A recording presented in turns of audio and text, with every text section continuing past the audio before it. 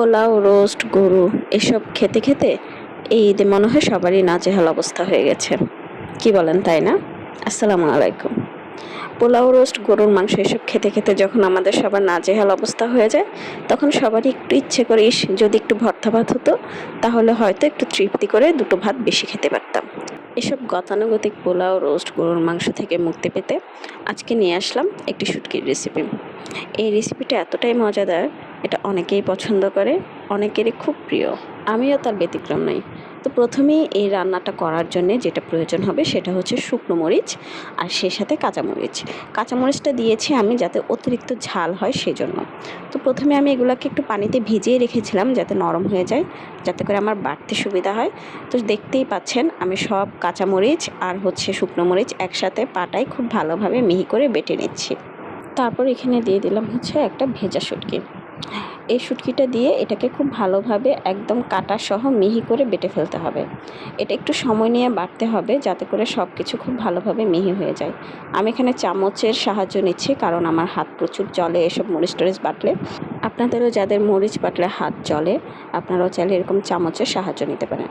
তো অবশেষে আমার সব কিছু বাটা হয়ে গেছে। এখন আমি এখানে পেঁয়াজ, রসুন আর ধনেপাতা নিয়ে নিয়েছি।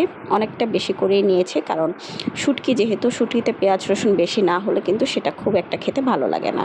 আমি এগুলোকে কুচি করে নিয়েছি। অনেকে চাইলে শুটকির সাথে এগুলা বেটেও নেয়, কিন্তু আমি এখানে এভাবেই করছি কারণ আমার আম্মুর কাছে আমি যখন জিজ্ঞেস করেছি কীভাবে করবো, আম্মু আমাকে বলেছে এভাবেই করতে। তাই আমি আম্মুর রেসিপি মতোই করে নিলাম। তো এই পর্যায়ে আমি সবগুলো একসাথে খুব ভালোভাবে হাতে একবার মেখে নিব।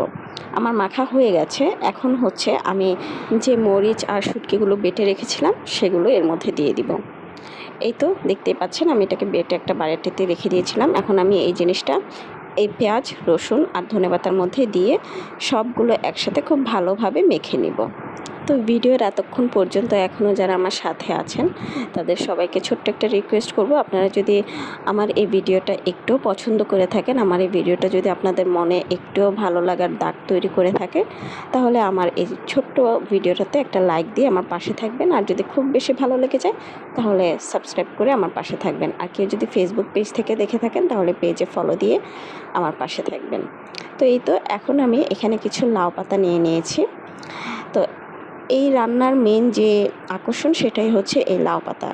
এটাকে অনেকে লাউ পাতুরি বলে কিংবা শুটকি পাতুরি বলে, কিন্তু আমাদের অঞ্চলে এটাকে বেশিরভাগ সময় শুটকির বড়া বলে থাকে। তো এই তো আমি পেঁয়াজ, রসুন, শুটকি সব কিছু একসাথে মেখে রেখেছিলাম, সেটা আমি এখন পাতার মধ্যে দিয়ে পাতাটাকে খুব সুন্দর করে ভাজ করে নিচ্ছি। আমি কিভাবে ভাজ করছি সেটা আপনারা নিশ্চয়ই ভিডিও দেখে বুঝে ফেলেছেন। এভাবে করেই আমি সবগুলো একসাথে তৈরি করে নেব। এই তো আমার এখানে প্রায় অনেকগুলো হয়ে গিয়েছে। এখন এগুলোকে তেলে ভাজার পালা। এখন আমি চুলায় একটা কড়াই দিয়ে দিব, খুব সামান্য তেল দিব, খুব বেশি একটা তেল দিব না। চুলায় কড়াই দিয়ে দিলাম। এখন আমি চুলাটা জ্বালিয়ে নেব। এই রান্নাটা খুব বেশি আঁচে করতে হবে না, মিডিয়াম আঁচে করতে হবে। আমি প্রথমে তেলটা ভালো করে গরম করে নিচ্ছি। আমার তেলটা ইতিমধ্যেই গরম হয়ে গেছে। এখন আমি একটা একটা করে খুব সাবধানে সবগুলো বড়া তেলের মধ্যে দিয়ে দিব। এই তো সবগুলো বড়া প্রায় তেলের মধ্যে দিয়ে দিলাম। সবগুলো বড়া তেলের মধ্যে দেওয়া হয়ে গেলে আমি এটাকে ঢেকে দিব। ঢেকে আমি এটাকে 5 মিনিটের জন্য রান্না করব। 5 মিনিট পরে জিনিসটা ঠিক এরকম হয়ে যাবে। আমি এটাকে আবার একটু উল্টে পাল্টে ভেজে নেব। সবগুলোকে আস্তে আস্তে করে খুব সাবধানে উল্টিয়ে দিচ্ছি যাতে করে ছুটে না যায়। আর এটা রান্না হয়ে গেলে আর ছুটে যাওয়ার কোনো সম্ভাবনা থাকে না। আমি আবারও ঢেকে দিলাম। এই পর্যায়ে আমি উপর থেকে হালকা একটু লবণ ছিটিয়ে দিলাম। আমার কাছে মনে হলো যে লবণটা হয়তো একটু কম হতে পারে, তাই। তো এই তো আবারও ঢেকে দিলাম, আবারও ভেজে নিলাম কিছু সময়ের জন্য। অবশেষে আমার এই রান্নাটা কিন্তু হয়ে গেছে। সবগুলা বড়াই খুব সুন্দর করে ভাজা হয়ে গেছে। কালারটা দেখছেন, সবুজ রঙটা কিন্তু খুব একটা নষ্ট হয়নি। তো এই তো সবগুলো এখন আমি প্লেটে তুলে নিচ্ছি।